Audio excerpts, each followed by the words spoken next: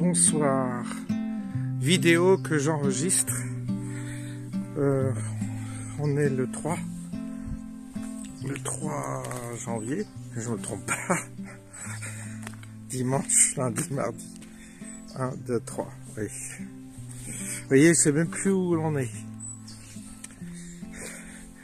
Eh bien, en voyant une vidéo de Jordan ce matin, qui faisait lui-même aussi cette petite séquence à l'extérieur, qui se remettait de ses festivités, je vois que je suis pas le seul à avoir besoin de prendre l'air, de digérer, de me remettre de ces... de ces repas pentagruéliques. Et je vous dis que c'est compliqué quand on change d'habitude alimentaire, parce qu'il s'agit de deux fêtes successives, Noël et Jour de l'An. Et puis même si on cherche à passer ces moments-là dans une forme de simplicité, c'est plus fort que nous. Il faut changer nos habitudes alimentaires. On mange beaucoup plus. Et puis, à la rigueur, comme disait Jordan, j'ai vu sa vidéo ce matin, il disait on se gave, et c'est vrai qu'il y a un peu de ça. Puis on est obligé de... C'est comme si on était sonné, malade, pas bien, crise de foie, et chocolat, je ne sais pas. Chaque fois c'est la même chose. Pourtant je suis pas parmi ceux qui appréhendent ces festivités avec, comment dire, avec le plaisir de, justement, de ripailler, etc. Mais malgré tout, on est pris dans la nasse et on mange plus que d'habitude. Et puis on n'est pas bien après. C'est trop d'alcool, trop et c'est vrai qu'après je suis pas bien. Ça fait 3 jours que je suis pas très bien. Je me sens lourd, j'ai mal à la tête, j'ai besoin de faire une disette pour récupérer un peu des forces. Et là, je dis, il faut que je sorte absolument parce que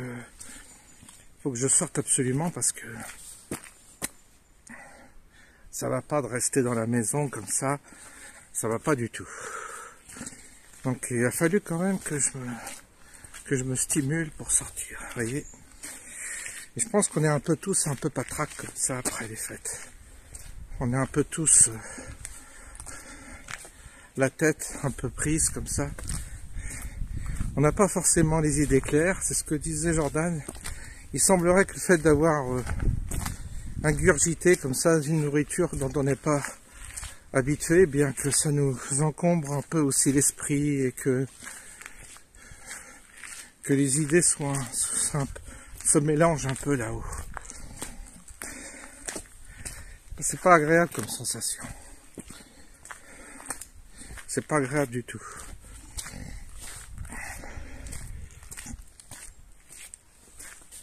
J'ai eu des gros problèmes de digestion. Encore là. Remonter. Il va falloir retrouver une forme de stabilité et puis aussi quelque chose de plus sain, une nourriture plus saine pour avoir à nouveau les idées claires. Alors donc du coup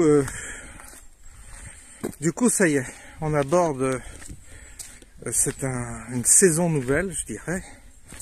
Une saison, c'est la saison 2023. Et qu'est-ce qui va se passer? Vers où on va? Et de quelle manière nous allons passer ces épreuves qui sont là devant nous, qui pointent déjà leur nez. Alors vous avez vu, il y a les commerçants, il y a les boulangers, les restaurateurs. on en avait déjà parlé, qui montent au créneau parce que ils peuvent plus payer leur facture d'électricité. Évidemment, quand j'ai vu ces gens collaborer avec l'État pendant la crise sanitaire, le pass sanitaire, etc., on peut dire qu'on a vu beaucoup de restaurateurs collaborer parfois avec un certain zèle, avec les mesures liberticides de l'État, sans prendre conscience que on était en train de vivre quelque chose d'absolument comment dire, exceptionnel concernant, si vous voulez, un mécanisme d'intolérance, de délation. Et c'est vrai que aujourd'hui, les personnes qui sont touchées, à l'époque, je ne les ai pas tellement entendues manifester contre le pass sanitaire, contre les mesures liberticides, concernant leurs clients qu'on ne reconnaissait plus, qui étaient marginalisés. Et c'est vrai que certains restaurateurs, eh bien, ont voulu absolument se laisser domestiquer, être gentils, jouer, cocher encore toutes les cases du bon citoyen, et n'avaient pas compris que déjà, je parle même pas des gilets jaunes, mais déjà, à l'époque du pass sanitaire, il aurait fallu immédiatement que toute la profession se mobilise pour pas jouer les flics, parce que même certains allaient jusqu'à vérifier, à se transformer en flics et vérifier l'identité des gens pour voir si elle correspondait à leur passe sanitaire. On a assisté à ça, messieurs les restaurateurs. Alors aujourd'hui, je suis bien triste que vous soyez dans la mouise, bien triste que vos factures d'électricité augmentent, mais je vous ai d'une part pas beaucoup entendu quand les gilets jaunes, ces fameux gilets jaunes qui étaient des ouvriers, des petits artisans, des gens qui subissaient déjà l'inflation concernant le prix de l'essence, se mobilisaient et venaient le samedi après-midi, c'est-à-dire leur jour de congé, manifester. Je voyais pas beaucoup de restaurateurs à l'époque qui étaient solidaires, ni de boulangers d'ailleurs. Et puis, comme toujours, la roue elle tourne. La roue elle tourne. Les gilets jaunes de la première heure ont compris qui ils avaient en face à eux. Ils ont compris qu'il n'y aurait pas de solidarité dans le pays. Ils ont compris que ça ne servait à rien de se battre pour les autres. Parce qu'en réalité, il s'agissait aussi de se battre pour la société entière, de ces injustices, de cette corruption, de cette mafia qui détient le pouvoir. Et il s'agissait de la dénoncer. Mais à l'époque, évidemment, certaines catégories sociales n'étaient pas concernées. Et, comme par hasard, aujourd'hui, ces mêmes catégories sociales qui à l'époque ne se sentaient pas concernées, sont concernées aujourd'hui. Et sont eux-mêmes prêts à manifester. Parce que, voilà, c'est pas juste payer l'électricité trop cher, c'est pas bien. Eh oui. Oui, et puis plein d'autres choses viendront. Les suspendus, rien à branler, hein, les suspendus. Ça ne nous concerne pas, c'est des gens qui n'ont pas voulu se faire pic-pic, c'est des complotistes. Vous savez, chacun vit dans sa petite bulle, dans sa petite corporation, bien au chaud, et tant que sa corporation n'est pas impactée, on est indifférent à ce qui se passe. On est indifférent toujours de se préoccuper de l'autre qui n'appartient pas à ta classe d'âge, à ta corporation. Et donc tu restes indifférent. Jusqu'au jour où toi tu es impacté. Et tu aimerais que les autres, tu aimerais sensibiliser d'un seul coup, les boulangers veulent sensibiliser la terre entière concernant leur profession, ils passent dans les médias parce qu'ils voudraient qu'on s'inquiète de leur sort, qu'on s'inquiète de leur devenir. Ah oui, idem pour les restaurateurs. Mais qu'avez-vous fait pour les soignants suspendus? Qu'avez-vous fait pour les gilets jaunes qu'on a matraqués, massacrés? Avez-vous été solidaires? Avez-vous fermé vos vitrines le jour où ces gens-là venaient en province, ces mêmes gens qui vous faisaient vivre, parce que c'est la petite classe moyenne, celle qui fait vivre le boulanger du coin, le restaurateur. Quand ils se sont retrouvés en difficulté, avez-vous pensé à eux? Non. Non, parce que vous aviez tout de suite envie de prendre parti pour un gouvernement qui se voulait répressif face à des casseurs. Casseurs que vous avez amalgamés avec ces gilets jaunes sans imaginer une seule seconde qu'il pouvait y avoir de l'instrumentalisation, de l'infiltration de certaines personnes qui cherchaient à détruire le mouvement de cette manière-là, en le décrédibilisant par quelques petits saccages à droite à gauche. Vous savez, ça, eh bien l'élite, celle qui finira là-haut, sur une autre planète, où tout sera doré pour elle, elle se régale de ces divisions. Elle se régale de cette bêtise. Parce que le peuple est très très bête. Le peuple est un peuple d'abrutis qui n'a pas compris que ce qui arrivait à son voisin, eh bien ça allait lui arriver un jour. Donc ça tourne comme ça. Puis un jour ce sera pareil pour les policiers. Ce sera pareil pour les CRS qui ont tapé sur les gilets jaunes, qui ont réprimé les gilets jaunes, des gens de 50, je dis toujours, des vieux, des paralysés, des handicapés, parce qu'il y avait des handicapés parmi nous. Ah là, je les ai vus, même frapper des handicapés. Ces mêmes policiers qui appartiennent à la même classe sociale. Ils ont défendu un système corrompu, une mafia corrompue. On le sait. Et un jour, ils seront eux-mêmes touchés par cette élite qui n'hésitera pas à les traiter comme des esclaves, des moins que rien, et à s'essuyer les pieds dessus. Mais ils ont défendu leurs bourreaux. En fait, on défend toujours nos bourreaux, parce que c'est l'ordre, c'est l'autorité. Plein d'études là-dessus, sur l'ordre, l'autorité, etc. Et donc ça tourne comme ça tourne indéfiniment, parce que chacun reste indifférent à ce qui se passe à côté. On pense toujours que ça ne nous concerne pas. Alors ça ne me concerne pas, moi je suis dans ma petite bulle confort, avec ma petite femme, mes gamins qui font leurs études, tout va bien. Je m'en fiche des aides-soignants, puis aujourd'hui je m'en fiche des boulangers. Évidemment, ça tourne, et l'indifférence elle est toujours là. Qu'est-ce que vous voulez? Quand le peuple ne comprend pas que l'intérêt des autres, c'est son intérêt, que quand une partie de lui-même, son bras, sa jambe, sa main est martyrisée, eh bien c'est lui qu'on martyrise indirectement. Et quand on n'a pas conscience qu'on fait partie d'un même corps, eh bien le corps se désagrège et chacun dans sa partie va mourir tranquillement. Oui, les boulangers, les petits commerçants, tout ça vont mourir. Les petits restaurants vont mourir. C'est déjà le cas à Paris. Pas de resto qui ferme. Bah oui. Vous auriez aimé que des gilets jaunes viennent vous soutenir, viennent vous épauler dans vos manifestations, dans vos revendications, mais non. Non, on ne se mélange pas. Les soignants, parfois pareil, se sont pas mélangés non plus. Ils ont voulu faire leurs petites revendications, parfois dans leur coin, sans se mélanger aux gueux. Donc allez-y,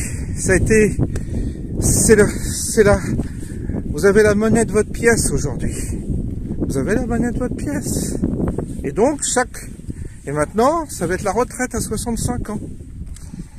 Ah oui, je suis pas concerné, j'ai 30 ans, de toute façon, j'aurai jamais de retraite. Oui, tu dis ça aujourd'hui, mais demain, quand tu auras 65 ans, 67 ans, et que tu seras encore en train de taffer, et que tu seras dépassé, que tu n'auras plus l'esprit pour travailler, qu'on te donnera peut-être un RSA, si encore le RSA, et que tu seras dans la merde, que tu pourras même pas te payer une femme de ménage pour t'aider, entretenir ta maison, ton jardin, etc. Tu verras ton irresponsabilité d'aujourd'hui, quelles seront les conséquences pour toi demain, qui pense que la retraite à 65 ans c'est rien. Parce que la retraite à 65 ans, ça veut dire beaucoup de personnes qui vont être obligées de travailler jusqu'à 67, 68, 69 ans, c'est-à-dire l'enfer, quoi. Déjà, ce qu'on avait vu aux États-Unis, quand j'y étais allé, il y a une partie des vieux qui travaillent jusqu'à 80 ans, 75 ans, dans les supermarchés, qui remplissent les sacs, etc. Ça m'avait quand même choqué à l'époque. Mais ça va arriver en France, tout ça. Mais ceux qui sont à la retraite s'en balancent complètement. Hein. Continuons à voter Macron, parce qu'eux, ils sont pour. Il y a eu des sondages de fait, et les gens qui sont à la retraite, qui eux ont eu la retraite à 60 ans, ils sont pour que les autres l'aient à 65. Cette génération tellement égoïste, tellement égoïste. Oui, bah oui, je suis obligé de le dire, puisqu'ils ont voté Macron pour beaucoup. Grosse partie ont voté Macron, on va pas revenir là-dessus, on le sait, les sondages et tout. Donc, vous allez passer à 65 ans, bah, et vous n'allez même pas moufter. Non, vous bougerez pas. Parce que beaucoup estiment que ça les concerne pas, et puis d'autres sont fatigués d'avoir à un certain temps manifesté, beaucoup payé, et que personne n'a bougé. Bon, bah, la roue, elle tourne. Et à nouveau, bah, vous allez avoir 65 ans. Alors, je vous dis pas déjà que à 62 ans, c'est compliqué d'avoir ses retraites quand vous avez plusieurs. On sait quelque chose. J'ai toujours pas mes retraites de certaines caisses complémentaires. J'attends encore après 2 caisses. C'est infernal. Vous verrez bien quand vous aurez 1000 € par mois comme tout le monde. Parce que tout le monde va se retrouver avec 1000 € en gros. Ce qui veut dire que vous pouvez pas vous en sortir. Vous êtes bloqué chez vous et c'est la galère. Donc c'est ça qui nous attend et on y va tous en chantant, on y va tous résignés parce que à chaque fois c'est une partie de la population qui est touchée, pas toute la population. Moi je suis pas concerné donc je fais rien, je me mobilise pas, c'est mon voisin qui est concerné. Et cet individualisme, cette bêtise individualiste, bah c'est la tombe que vous êtes en train de creuser. Votre individualisme, c'est cette tombe, c'est la pioche que vous prenez, la pelle que vous prenez pour creuser de votre propre tombe. L'individualisme, c'est la mort. L'individualisme, c'est l'horreur. L'individualisme et le manque d'empathie, c'est cette fameuse spiritualité, vous savez, bisounours, qui consiste à dire ah, faut pas être négatif, faut être positif. Oh, Jésus va venir nous sauver. Jésus va venir nous sauver, et puis il y aura l'éveil des consciences. Ah, il est en train d'avoir l'éveil des consciences, et puis il faut monter nos vibrations, parce que si on monte pas nos vibrations, c'est pas bon. Donc il faut s'éloigner des personnes qui ont un discours négatif. Et nous, entre nous, nous sommes des éveillés et des gens très positifs. Et tout va aller bien demain. Bon, ceux qui disent ça, c'est des gens qui ont encore de quoi manger, c'est des bourgeois en général, qui s'emmerdent dans la vie, qui font quelques stages dans l'année de yoga, et qui vont à Auroville, et qui se la pètent entre eux un peu comme ça. Donc ils vont vous ramener leur science et leur quelques lectures d'ésotérisme. Ils vont vous dire, ah oui, c'est toi qui génères ton destin parce que tu as une vision négative de ton avenir. Mais si tu as une vision positive, tu verras, et tu n'arriveras que des choses heureuses, tu ne tomberas pas malade, tu n'auras pas de cancer et tout ça. Quand ils recevront des bombes sur la gueule, je ne sais pas si leur vibration positive les sauvera. Donc en réalité, si vous voulez, vous avez une catégorie de la population qui vit dans un fantasme spiritualo, New Age, tout ce que vous voulez, et qui est en train de se réfugier là-dedans, parce qu'en réalité, intérieurement, ils sont paniqués par la réalité. Ils sont paniqués. Et ils se réfugient là-dedans comme une forme de drogue dont ils se nourrissent. Et puis, vous avez les matérialistes qui veulent tirer leur épingle du jeu et qui se disent, ah ben moi, de toute façon, vous pouvez crever, de toute façon, moi, je vais m'en sortir. Moi, je vais m'en sortir. Et donc,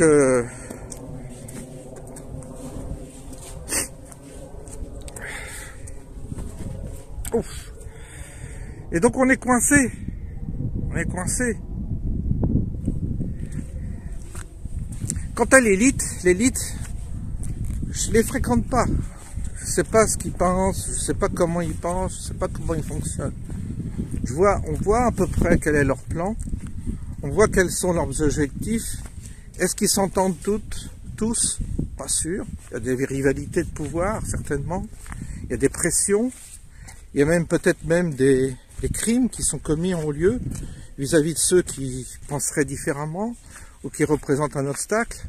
Il doit y avoir au niveau des élites des combats, des rivalités et même des rivalités parfois saignantes. C'est fort probable. On peut difficilement en parler quand on n'en fait pas partie. Il faudrait en faire partie pour savoir aussi où ils en sont. Mais le projet, il est que de toute façon, nous, les grouillots, eh bien, on est en train de s'auto-détruire entre nous par indifférence. Par indifférence de ce qui arrive aux voisins. Par indifférence de ce qui arrive à l'autre qui souffre à côté. Ce manque d'empathie, vraiment, ce manque de solidarité et cet individualisme que l'on constate même dans les familles, qu'on constate entre frères et sœurs, entre parents et enfants, etc. Eh bien, c'est ça la raison de notre échec. Il suffirait simplement d'avoir un peu d'empathie. Il suffirait simplement de penser un peu aux autres, de penser à ceux qui souffrent, de penser à ceux qui sont en difficulté financière, de penser à ceux qui sont malades, de penser à ceux qui se font manipuler. Il suffirait simplement de penser un peu aux autres et ça changerait la donne. C'est ça qui changerait la donne, c'est la solidarité. C'est cette solidarité que nous pourrions avoir simplement, une solidarité déjà morale, mentale, solidarité, je dirais presque sensitive. Si déjà il y avait ça, s'il y avait cette perception, mais non. On est bien enfermé dans notre petite bulle, dans notre petite voiture, dans notre 3008 Peugeot, à essayer d'impressionner le voisin parce qu'on veut lui faire croire qu'on a réussi dans la vie. Ben, si on sortait de tous ces schémas absurdes et qu'on essayait de se solidariser, de se comprendre, de comprendre nos points de vue différents, nos souffrances,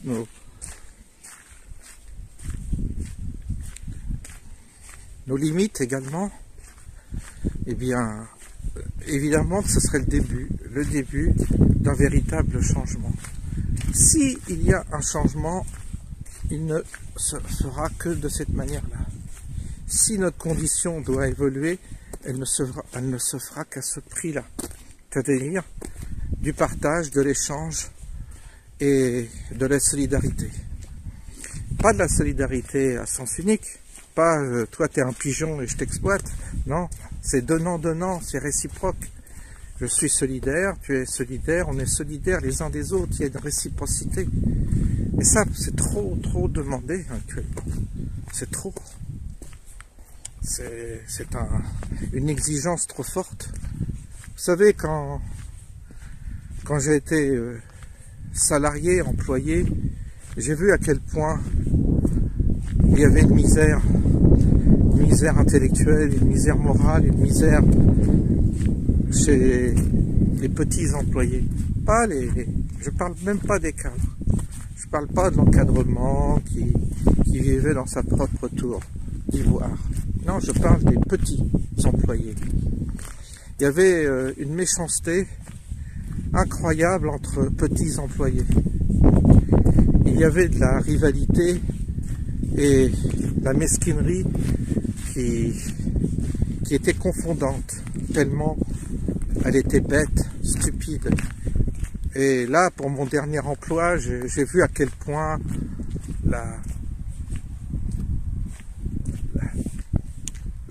qualité des employés de base, je dirais, comment cette catégorie d'employés était médiocre, médiocre moralement, médiocre même, je dirais presque intellectuellement, à tout point de vue. Il y avait une médiocrité, une bassesse inouïe. On les voyait se déchirer les uns les autres, et je voyais aussi une forme de déférence par rapport à la hiérarchie incroyable, une soumission, mais presque, comment dire, indécente.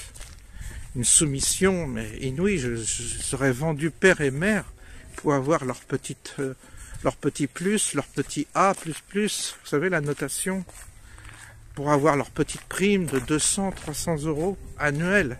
Et ce sont des gens qui se seraient prostitués pour avoir une prime à la fin de l'année. Mais je ne vous parle pas d'une prime de 10 000 €, de 20 000 €, je ne vous parle pas d'une prime même de 1 000 €, je vous parle d'une prime de 200 €, de 300 €. J'ai vu des grouillots comme ça, moi je les appelle des grouillots, se battre et se déchirer entre eux pour des mesquineries inouïes. Et, qui plus est, aussitôt qu'ils constataient une faille chez quelqu'un, ils se précipitaient afin de se mettre eux en valeur, ils se précipitaient pour essayer de dénoncer auprès d'une hiérarchie complaisante, et bien entendu pour ce genre de... Quand ils voient dans le laboratoire de ces petites souris qui s'entretuent entre elles, ben, ils étaient heureux de voir que certaines étaient prêtes à vendre leurs propres frères ou consorts, les trahir, les dénoncer. C'était du billard pour cette hiérarchie, du billard. Vous savez, quand vous voyez le comportement de ces employés, il n'y a même pas besoin pour le manager, il suffit d'activer quelques boutons, quelques leviers pour que toute la dégueulasserie, dégueulasserie humaine se manifeste. Et c'était de la dégueulasserie de grouillots, de petits employés. Alors ces gens-là, vous savez, que j'ai fréquentés, avec lesquels j'ai partagé des repas, avec lesquels j'ai partagé des cafés, avec lesquels j'ai discuté pour mieux sonder leur nature, leur âme. Quand j'ai vu à quel point ils étaient médiocres, ils étaient bêtes, ils étaient parfois d'une stupidité, mais inouïe. Quand j'ai vu ces gens qui avaient fait 30 ans dans l'administration et qui étaient d'une bêtise, mais d'une bêtise vous ne pouvez pas vous imaginer. On ne peut pas s'imaginer. Eh bien, je me dis parfois, ben, l'élite, vous qui cherchez à les conduire, ce troupeau, vers leur propre fin, parce que vous voyez qu'il y a bien trop de bouches à nourrir maintenant, et que pour vous c'est de la chair à canon, que cette masse qui s'entretue entre elles comme ça, qui passe son temps à s'entretuer à travers des guéguerres intestines de grouillots, eh bien je comprends que cette élite, elle n'ait pas trop de scrupules à éliminer et à mettre en place un plan une forme de plan génocidaire qui consiste à les effacer de la carte. Qu'est-ce que c'est? Est-ce que ça représente une perte?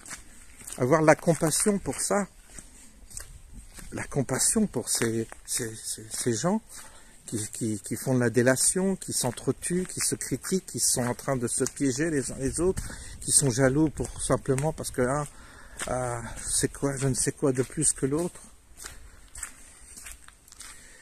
On peut comprendre le point de vue de l'élite aussi. On peut comprendre son mépris. On peut comprendre son regard qu'elle pose sur cette masse qu'on appelle le peuple. Alors oui, c'est clair que tout cela a été plus ou moins encouragé à l'école, avec les médias, les jeux débiles, etc. Les réseaux sociaux, tout cela a été encouragé. Donc c'est aussi d'une certaine manière, on récolte la monnaie de sa pièce, le peuple récolte la monnaie de sa pièce. C'est bien joli de dire, de prétendre, ah, ils sont riches, ah, ils aiment l'argent, ils sont puissants avec leur argent, ils nous méprisent. Bah oui, mais ils vous méprisent peut-être parce que vous êtes également méprisable dans vos comportements, dans votre attitude. Si vous aviez un peu de grandeur d'âme, si vous aviez eu un peu de grandeur d'âme et vous aviez manifesté un peu de solidarité et de compassion pour vos frères et sœurs qui souffrent, peut-être que cette élite aurait eu un autre point de vue vous concernant. Peut-être qu'elle aurait orienté ses choix autrement. Mais vous vous comportez comme des sauvages entre vous, comme des égoïstes. Vous vous comportez avec, en plus, beaucoup de médiocrité. Vous élevez vos enfants avec une médiocrité inouïe. Vous avez laissé vos enfants devant des écrans tout petits. Vous les avez même pas encouragés et vous avez même pas pris la peine d'étudier, de comprendre en quoi cette addiction aux écrans pouvait être nocif pour vos propres enfants. Il suffisait simplement de leur interdire le téléphone, les écrans, et de les éduquer comme cette élite les éduque dans des écoles où les écrans sont interdits. Vous avez tout, Internet, tout ça, vous prenez même pas, vous vous êtes laissé berner, endoctriner pour le pic-pic, vous avez même pas cherché à savoir, à comprendre, alors que c'était à la portée de tout le monde de voir. Les effets secondaires, ils sont en train d'arriver aujourd'hui. Et puis vous pleurez, aïe, aïe, aïe, j'ai un AVC, maman elle a un AVC, ah bah oui. Ah mon fils il a une myocardie, ah bah oui. Oui mais ça on vous l'avait dit il y a 2 ans. Certains l'avaient dit, de grands professeurs. Mais bien entendu, c'était tellement facile de se soumettre à la doxa sans aller chercher l'information. C'est tellement difficile avec son portable d'aller chercher l'information sur des sites alternatifs pour avoir un an. Surtout pas, on ne veut pas savoir. Et vous êtes en train, pareil, de vous laisser endoctriner concernant la Russie, concernant le conflit. Vous vous laissez endoctriner toujours. Le méchant, c'est Poutine. Le gentil, c'est Zelensky. Cherchez Zelensky, allez chercher, vous verrez. Et sans arrêt, vous vous faites berner. Et l'élite s'aperçoit qu'elle peut tout faire avec vous. Elle peut tout. Ah, bon, bah je vais éteindre mon portable. Non. Alors. Ah, c'est le retour. Bon, je vous quitte.